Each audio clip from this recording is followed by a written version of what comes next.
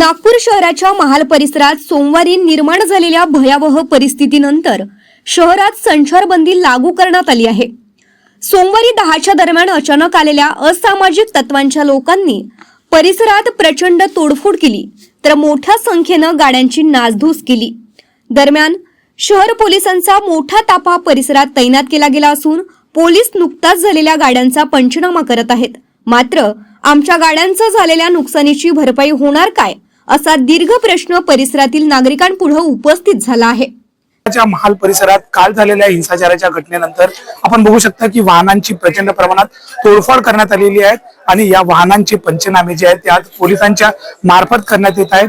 किती गाड्यांचं नुकसान झालं आहे, किती गाड्यांचं किती नुकसान झालेलं आहे, अशा प्रकारचे पंचनामे जे आहेत ते प्रत्येक गाडीचं पोलिसांच्याकडून करण्यात येत आहे। मोठ्या प्रमाणात प्रचंड पोलिसांचा ताफा जो आहे तो घटनास्थळावर दाखल आहे। संपूर्ण परिसरात जी आहे ती संचारबंदी इथे लावण्यात आलेली आहे, त्यामुळे जास्त लोक जे आहेत ते एका ठिकाणी गोळा होऊ शकणार नाहीत। काल जो मॉब इथे आला होता आणि त्यांनी प्रचंड प्रमाणात गाड्यांची नासधूस केली, तोडफोड केली, ते फक्त रस्त्यांवर ज्या गाड्या आपल्याला दिसतात त्या गाड्यांचीच नासधूस झालेली नाही आहे की घराच्या आतमध्ये ज्या पार्किंग मध्ये गाड्या ठेवलेल्या आहेत त्या गाड्यांचं देखील नुकसान जे आहे ते या जे प्रचंड प्रमाणात जे मॉब घेऊन इथे लोक आले होते त्या समाजकंटकांनी केलेले आहेत। एकंदरीतच अशा प्रकारचं चित्र जे आहे ते नागपूरमध्ये याच्या आधी कधी बघण्यात आलेलं नव्हतं।